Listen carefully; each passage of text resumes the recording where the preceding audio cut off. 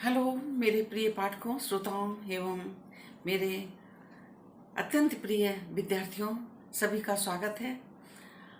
हम लोग आज मुंशी प्रेमचंद जी के द्वारा लिखित कहानी नशा का श्रवण करेंगे। इस कहानी में दो प्रमुख पात्र हैं, मैं और ईश्वरी। मैं एक क्लर्क है और उसकी जीविका केवल वही साधन है कमाने का, और ईश्वरी एक पैसे वाला व्यक्ति है। पैसे ने उसको घमंडी बना दिया है। वो व्यवहार से कठोर है। अपने घर के जो नौकर चाकर हैं उनसे भी व्यवहार उसका अच्छा नहीं है। बहुत ही प्रभावित करने वाली कहानी है। प्रेमचंद की इन कहानियों के समान कि एक बार हम अगर उसको पढ़ना या अध्ययन करना आरंभ करते हैं, सुनना आरंभ करते हैं, तो बिना अंत तक सुने हम नहीं मानते। हमारा मन, हमारा मस्तिष्क बिना सुने नहीं मानता है। इसी तरह से इनकी ये भी कहानी है और बहुत मनोरंजन से भरी हुई। कुछ जो इनके दृश्य हैं वो सचमुच में हंसाने वाले हैं। तो मुझे तो ये मनोरंजन से भरी हुई ज़्यादा लगी। हर कहानी का कोई ना कोई उद्देश्य है, समाज में फैली अव्यवस्था पर प्रकाश डालती है और कहीं कहीं ना कहीं इनकी रचनाओं में उनको दूर करने का सॉल्यूशन भी होता है। नशा कहानी का उद्देश्य समाज की विसंगतियों को उखाड़ कर फेंकना तथा आशावादी संदेश देना। तो चलिए अब हम नशा कहानी प्रेमचंद जी के शब्दों में ही सुनते हैं। नशा। ईश्वरी एक बड़े जमींदार का लड़का था और मैं एक गरीब क्लर्क था, जिसके पास मेहनत मजदूरी के सिवा और कोई जायदाद नहीं थी। हम दोनों में परस्पर बहसें होती रहती। मैं जमींदार की बुराई करता, उन्हें हिंसक पशु और खून चूसने वाली जोंक और वृक्षों की चोटी पर फूलने वाला बंझा कहता। वह जमींदारों का पक्ष लेता, लेकिन स्वभावतः उसका पहलू कुछ कमज़ोर होता था, क्योंकि उसके पास जमींदारों के अनुकूल कोई दलील ही नहीं थी। ये कहना कि सभी मनुष्य बराबर नहीं होते, छोटे बड़े हमेशा होते रहते हैं और होते रहेंगे, लाचार दलील थी। किसी मनुष्य या नैतिक नियम से इस व्यवस्था का औचित्य सिद्ध करना कठिन था। मैं इस वाद विवाद की गर्मी में अक्सर तेज हो जाता और लगने वाली बातें कह जाता, लेकिन ईश्वरी हार कर भी मुस्कुराता रहता। मैंने उसे कभी गर्म होते नहीं देखा। शायद इसका कारण यह था कि वह अपने पक्ष की कमजोरी समझता था। नौकरियों में वह सीधे बात ना करता था। अमीरों में जो एक बेदर्दी और उद्दंडता होती है, उसका उसे प्रचुर भाग मिला हुआ था। नौकरों ने भीतर लगाने में जरा भी देर की, दूध जरूरत से ज़्यादा गर्म या ठंडा हुआ, साइकिल अच्छी तरह साफ नहीं हुई तो वह आपे से बाहर हो जाता। सुस्ती या बदतमीजी उसे जरा भी बर्दाश्त नहीं थी, लेकिन दोस्तों से, विशेषकर मुझसे, उसका व्यवहार सौहार्द और नम्रता से भरा होता था।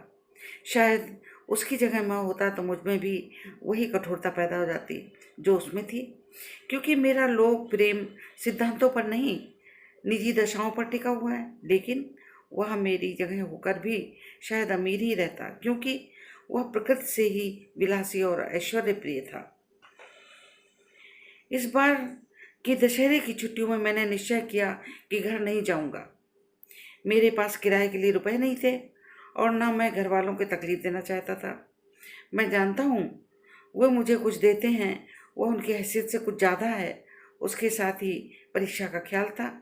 अभी बहुत कुछ पढ़ना बाकी था और घर जाकर कौन सा पढ़ता है।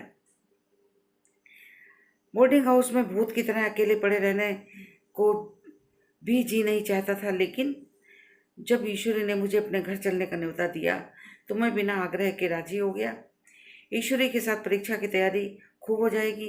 वह अमीर होकर भी मेहनती और जहीन है। उसने इसके साथ ये कहा, लेकिन भाई एक बात का ख्याल रखना, वहाँ अगर जमींदारों की निंदा की तो मुआ मिला बिगड़ जाएगा और मेरे घर वालों को बुरा लगेगा। वे लोग असामियों पर इसी दावे से शासन करते हैं कि ईश्वर ने असामियों को उनकी सेवा के लिए पैदा किया है।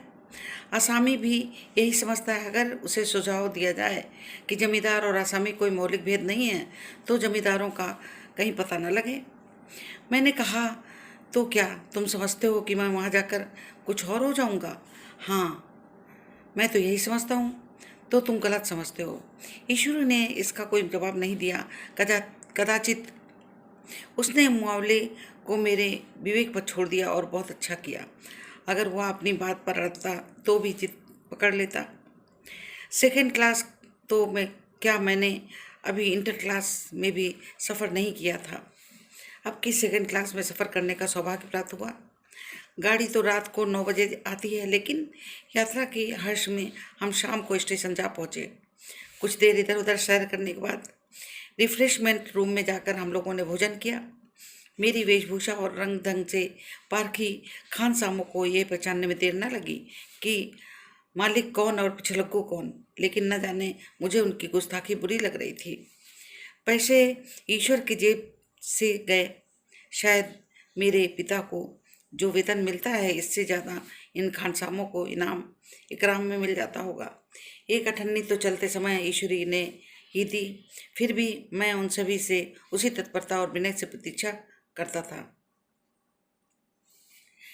जिससे वो ईश्वरी को सेवा कर रहे हैं। ईश्वरी के हुक्म पर सबके सब क्यों दौड़ते हैं, लेकिन मैं कोई चीज़ मांगता हूँ तो उतना उत्साह नहीं दिखाते। मुझे भोजन में कुछ स्वाद न मिला। वह भेद मेरे ध्यान में संपूर्ण रूप से अपनी ओर खींचे हुए था। गाड़ी आई, हम दोनों सवार हुए। खानसामों ने ईश्वरी को सलाम किया, मेरी ओर देखा भी नहीं। ईश्वरी ने कहा, कितने तमीज़दार हैं ये सब। एक हमारे नौकर हैं कि कोई काम करने को ढंग नहीं है। मैंने खट्टे मन से कहा, इसी तरह अगर तुम अपने नौकरों को भी 8 आने रोज इनाम दिया करो तो शायद इनमें इनसे भी ज़्यादा तमीज़दार हो जाएं। तो तुम क्या समझते हो, ये सब केवल इनाम के लालच में इतना अदब करते हैं? जी नहीं, कदापि नहीं। तमीज़ और अदब तो इनके रक्त में मिल गया है। गाड़ी चली, डाक थी। प्रयाग में चली तो प्रयागगढ़ जाकर रुकी। एक आदमी ने हमारा कमरा खोला। मैं तुरंत चिल्ला उठा, दूसरा दर्जा है, सेकंड क्लास है। उस मुसाफिर ने डिब्बे के अंदर आकर मेरी ओर एक विचित्र उपेक्षा की दृष्टि से देखकर कहा, जी हाँ, सेवक भी इतना समझता है, और बीच वाले बर्थ पर बैठ गया। मुझे इतनी लज्जा आई, कह नहीं सकता। भोर होते होते हम लोग मुरादाबाद पहुंचे। स्टेशन पर कई आदमी हमारा स्वागत करने के लिए खड़े थे। 2 भद्र पुरुष थे। 5 बेगारों ने हमारे लगेज उठाया। दोनों भद्र पुरुष पीछे पीछे चले। एक मुसलमान था, रियासत ली। दूसरा ब्राह्मण था, राम हरा। दोनों ने मेरी ओर अपरिचित नेत्रों से देखा, मानो कह रहे हो, तुम कौवे होकर हंस के साथ कैसे? रियासत अली ने ईश्वरी से पूछा, यह बाबू साहब क्या आपके साथ पढ़ते हैं? ईश्वरी ने जवाब दिया, हाँ, साथ भी पढ़ते हैं और साथ रहते भी हैं। यूं कहिए कि आप ही के बदौलत मैं इलाहाबाद में पढ़ा हूँ, नहीं तो कब का लखनऊ आ जाता। अब कि मैं इन्हें घसीट लाया। इनके घर से कई तार आ चुके हैं, लेकिन मैंने इनकारी जवाब दिलवा दिया। आखिरी तार तो अर्जेंट था, जिसकी फीस 4 आने प्रति शब्द है, लेकिन यहाँ से भी इसका जवाब इनकारी ही गया। दोनों सज्जनों ने मेरी ओर चकित नेत्रों से देखा, आतंकित हो जाने की चेष्टा करते हुए जान पड़े। रियासत अली ने अर्धशंका के स्वर से कहा, लेकिन आप बड़े सादे लिबास में रहते हैं। ईश्वरी ने शंका निवारण की, महात्मा गांधी के भक्त हैं साहब, खद्दर के सिवा कुछ नहीं पहनते। पुराने सारे कपड़े जला डाले। यूं कहो कि राजा हैं, 2.5 लाख सालाना की रियासत है, पर आपकी मूरत देखो, मालूम होता है कि अभी अनाथालय से पकड़ कर लाए हैं। हरम हरक बोले, अमीरों का ऐसा स्वभाव बहुत कम देखने को आता है, कोई भाप ही नहीं सकता। रियासत अली ने समर्थन किया, आपने महाराज चांगली को देखा होता तो दांतों तले उंगली दबा लेते। एक गाढ़े की मिजई और चमरौधे जूते पहने बाजारों में घुमा करते थे। सुनते हैं एक बार बेगार में पकड़े गए और उन्हीं के 10 लाख से कॉलेज खोल दिया। मैं मन में कटा जा रहा था, पर न जाने क्या बात थी। ये सफ़ेद झूठ उस समय मुझे हास्यास्पद न जान पड़ा। उसके प्रत्येक वाक्य में 7 मानों में उस कल्पित वैभव के समीपतम आता जाता था। मैं सहसवार नहीं हूँ। हाँ, लड़कपन में कई बार लद्दू घोड़ों पर सवार हुआ हूँ। यहाँ देखा तो कला रास घोड़े हमारे लिए तैयार खड़े थे। मेरी तो जान ही निकल गई। सवार हुआ लेकिन बोटियां कांप रही थी। मैंने चेहरे पर शिकन न पड़ने दी। घोड़े को ईश्वरी ने पीछे डाल दिया। खैरियत ये हुई कि ईश्वरी ने घोड़े को तेज न किया, वरना शायद मैं हाथ पांव तुड़वा कर लौटता। संभव है ईश्वरी ने समझ लिया हो कि वह कितने पानी में है। ईश्वरी का घर क्या था? किला था। इमाम बाड़े सा फाटक। द्वार पर पहरेदार टहलता हुआ अपने पिता, चाचा, ताऊ आदि सबसे मेरा परिचय कराया और उसी अतिशयोक्ति के साथ ऐसी हवा बांधी कि कुछ न पूछिए। नौकर चाकर ही नहीं, घर के लोग भी मेरा सम्मान करने लगे। देहात के जमींदार लाखों का मुनाफा, मगर पुलिस कांस्टेबल को भी अफसर समझने वाले कई महाशय तो मुझे हुजूर कहने लगे। अब जरा एकांत हुआ तो मैंने ईश्वरी से कहा, तुम बड़े शैतान हो यार, मेरी मिट्टी सीधे क्यों पलित कर रहे हो? ईश्वरी ने सुदृढ़ मुस्कान के साथ कहा, इन गधों के सामने यही चाल जरूरी थी, वरना ये सीधे मुंह बोलते भी नहीं। कुछ देर बाद एक नाई हमारे पांव दबाने लगा। कुंवर लोग स्टेशन से आए हैं, थक गए होंगे। ईश्वरी ने मेरी ओर इशारा किया, पहले कुंवर साहब के पांव दबा। मैं चारपाई पर लेटा हुआ था। मेरे जीवन में ऐसा शायद ही कभी हुआ हो कि किसी ने मेरे पांव दबाए हों। मैं इसे अमीरों के चोचले, रईसों का गधापन और बड़े आदमियों की मुठमर्दी और जाने क्या क्या कहकर ईश्वरी का परिहास किया करता था। आज मैं पोतड़ों का रईस बनने का स्वांग भर रहा था। इतने में 10 बज गए। पुरानी सभ्यता के लोग, नई रोशनी अभी केवल पहाड़ की चोटी तक पहुंच पाई थी। अंदर से भोजन का बुलावा आया। हम स्नान करने चले। मैं हमेशा अपनी धोती खुद छांट लिया करता हूँ, लेकिन यहाँ मैंने ईश्वरी की ही भांति अपनी धोती ऊपी छोड़ दी। अपने हाथों अपनी धोती छांटते शर्म आ रही थी। अंदर भोजन करने चले। होटल में जूते पहने मेज पर डटते थे। यहाँ पाँव धोना आवश्यक था। कहार पानी लिए खड़ा था। ईश्वरी ने पाँव बढ़ा दिए। कहार ने उनके पाँव धोए। मैंने भी पाँव बढ़ा दिए। कहार ने मेरे पाँव धोए। मेरा यह विचार न जाने कहाँ चला गया था। सोचा था वहाँ देहात में एकाग्र होकर खूब पढ़ेंगे, पर वहाँ सारा दिन सैर सपाटे में कट जाता। कहीं नदी के बजरे में सैर कर रहे, कहीं मछलियाँ या चिड़ियों का शिकार खेल रहे, पहलवानों की कुश्ती देख रहे, कहीं शतरंज पर जमे हैं। ईश्वरी को खूब अंडे मंगवाता और कमरे में स्टोव ऑमलेट बनते। नौकरों पर एक जत्था हमेशा घिरे रहता। अपने हाथ पांव को हिलाने की कोई जरूरत नहीं थी, केवल एक जवान हिला देना काफी था। नहाने बैठे तो आदमी नहलाने को हाजिर, लेटे तो आदमी पंखा करने को खड़े हुए। मैं महात्मा गांधी का कुंवर चेला मशहूर था। भीतर से बाहर तक मेरी धाक थी। नाश्ते में जरा भी देर होने न पाए। कहीं कुंवर साहब के सोने का समय आ गया। मैं ईश्वरी से भी ज्यादा नाजुक दिमाग का बन गया था, या बनने का मजबूर किया गया था। ईश्वरी अपने हाथ से बिस्तर बिछा ले, लेकिन कुंवर मेहमान अपने हाथों से कैसे और बिछावन बिछा सकते हैं? उनकी मानता में बट्टा लग जाएगा। एक दिन सचमुच यही बात हो गई। ईश्वरी घर में था। शायद अपनी माता से बातचीत करने की देर हो गई। यहाँ तक 10 बज गए। मेरी आंखें नींद से झपक रही थी, मगर बिस्तर कैसे लगाऊं? कुंवर जो ठहरा, कोई 11:30 बजे महर आया। बड़ा मुंह लगा नौकर था। घर के धंधों को मेरा बिस्तर लगाने से कोई सुधि नहीं रही। अब तो याद आई तो भागा हुआ आया। मैंने ऐसी डांट बताई कि उसने भी याद किया होगा। ईश्वरी मेरी डांट सुनकर बाहर निकल आया। बोला, तुमने बहुत अच्छा किया। ये हरामखोर इसी बिहार के योग्य हैं। इसी तरह ईश्वरी एक दिन एक जगह दावत में गया हुआ था। शाम हो गई पर लैंप न जला। लैंप मेज पर रखा हुआ था। दिले साहिब भी वहीं थी, लेकिन ईश्वरी खुद कभी लैंप नहीं जलाता। फिर कुंवर साहब कैसे जलाए? मैं झुंझला रहा था। समाचार पत्र आया रखा हुआ था। जी उधर लगा हुआ था, पर लैंप नदारत। दे योग से उसी समय मुंशी रियासत अली आ निकले। मैं उन्हीं पर उबल पड़ा। ऐसी फटकार लगाई कि बेचारा उल्लू हो गया। तुम लोगों की इतनी फिक्र भी नहीं कि लैंप जलवा दो। मालूम नहीं ऐसे कामचोर आदमियों को यहाँ कैसे गुजर होता है। मेरे यहाँ तो घंटे भर निर्वाण न हो। रियासत अली ने कांपते हुए हाथों से लैंप जला दिया। वहाँ एक ठाकुर अक्सर आया करता था, कुछ मंचला आदमी, महात्मा गांधी का परम भक्त। मुझे महात्मा जी के चेले समझकर मेरा बड़ा लिहाज करता था, लेकिन मुझसे कुछ पूछते संकोच करता था। एक दिन मुझे अकेला देखकर आया और हाथ बांध कर बोला, सरकार, जो गांधी बाबा के चेले हैं ना, लोग कहते हैं यहाँ सुराज हो जाएगा और जमींदार न रहेंगे।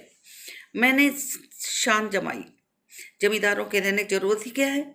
ये लोग गरीबों का खून चूसने के लिए सिवा और क्या करते हैं? ठाकुर ने फिर पूछा, तो क्यों सरकार, सब जमींदारों का जमीन छीन ली जाएगी? मैंने कहा, बहुत से लोग खुशी से ही दे देंगे, जो लोग खुशी से ना देंगे उनकी जमीन छीननी पड़ेगी। हम लोग तो तैयार बैठे हुए हैं, जो ही स्वराज हुआ हमने सारे इलाके समयों के नाम हिब्बा कर देंगे। मैं कुर्सी पर पाँव पटकाए बैठा था, ठाकुर मेरे पाँव दबाने लगा, फिर बोला, आजकल जमींदार लोग बड़े जुल्म करते हैं सरकार, हमें भी हुजूर अपने इलाके में थोड़ी सी जमीन दे दें तो चलकर आपकी सेवा कर रहे हैं, सेवा में रहूंगा। मैंने कहा, अभी तो मेरी अख्तियार नहीं भाई, लेकिन ज्यों ही अख्तियार मिला मैं सबसे पहले तुम्हें बुलाऊंगा, तुम्हें मोटर ड्राइवरी सिखाकर अपना ड्राइवर बना लूंगा। सुना उस दिन ठाकुर ने खूब भंग पी और अपनी पत्नी को पीटा और गांव के महाजन से लड़ाई को तैयार हो गया। छुट्टी इस तरह तमाम हुई, हम फिर प्रयाग चले गए। गांव के लोग, बहुत से लोग हम लोगों को पहुंचाने आए। ठाकुर तो हमारे साथ स्टेशन तक आया। मैंने भी अपना पार्ट खूब सफाई से खेला, अपनी कुबेरोचित विनय और देवत्व का मुहर हरेक हृदय पर लगा दी। जी तो चाहता था कि हरेक का कोई इच्छा इनाम दो, लेकिन सामर्थ्य कहाँ थी। वापसी टिकट था ही, लेकिन केवल गाड़ी में बैठना था, पर गाड़ी आई तो ठसाठस भरी हुई। दुर्गा पूजा की छुट्टियां भोग कर सभी लोग लौट रहे थे। सेकंड क्लास तिल रखने की जगह नहीं थी। इंटर क्लास की हालत इससे भी बदतर। यह आखिरी गाड़ी थी, किसी तरह से रुक ना सकते। बड़ी मुश्किल से तीसरे दर्जे में जगह मिली। हमारे ऐश्वर्य ने जहाँ अपना रंग जमा लिया, मगर मुझे उसमें बैठना बुरा लग रहा था। आए थे आराम से, लेटे लेटे जा रहे थे सिकुड़े हुए। पहलू बदलने की भी जगह नहीं थी। कई आदमी खड़े पढ़े लिखे थे, आपस में अंग्रेजी राज्य की तारीफ करते रहे थे।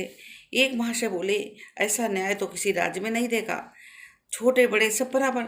राजा भी किसी पर न्याय करें तो अदालत उसकी भी गर्दन दबा देती है। दूसरे सज्जन ने समर्थन किया, अरे साहब, आप खुद बादशाह पर दावा कर सकते हैं, अदालत में बादशाह पर डिग्री हो जाती है। एक आदमी जिसकी पीठ पर बड़ा सा गट्ठर बंधा था, कलकत्ते जा रहा था। कहीं गठरी रखने की जगह ना मिलती थी। पीठ पर बांधे हुए इससे बेचैन होकर बार बार द्वार पर खड़ा हो जाता। मैं द्वार के ही पास बैठा हुआ था। उसका बार बार आकर मेरे मुंह को अपनी गठरी से रगड़ना मुझे बहुत बुरा लग रहा था। एक तो हवा यूं ही नहीं थी, दूसरे गंवार का आकर मेरे मुंह पर खड़ा हो जाना मानो मेरा गला दबाना था। मैं कुछ देर तक जब्त किए बैठा रहा। एकाएक मुझे क्रोध आ गया। मैंने उसे पकड़ कर धकेल दिया और 2 तमाचे जोर जोर से लगाए। उसने आंखें निकाल कर कहा, क्यों मारते हो बाबूजी? हमने भी किराया दिया है। मैंने उठकर 2-3 तमाचे और जड़ दिए। गाड़ी में तूफान आ गया। चारों ओर से मुझ पर बौछार पड़ने लगी। अगर इतने नाजुक मिजाज हो तो अव्वल दर्जे में क्यों नहीं बैठे? कोई बड़ा आदमी होगा तो अपने घर का होगा, मुझे इस तरह मारते तो दिखा देता। क्या कसूर किया था बेचारे ने? गाड़ी में सांस लेने की जगह नहीं, खिड़की पर जरा सांस लेने खड़ा हो गया तो उन पर इतना क्रोध? अमीर होकर क्या आदमी अपनी इंसानियत बिल्कुल खो देता है? यह भी अंग्रेज राज है जिसका आप बखान कर रहे थे। एक ग्रामीण बोला, दफ्तरन माँ घुसन तो पावत नहीं, उस पर इतना मिजाज। ईश्वरी ने अंग्रेजी में कहा, what an idiot you are Veer, अर्थात वीर तुम कितने मूर्ख हो। और तब मेरा नशा कुछ उतरता हुआ मालूम होता था। इस प्रकार से कहानी का अंत होता है। धन्यवाद।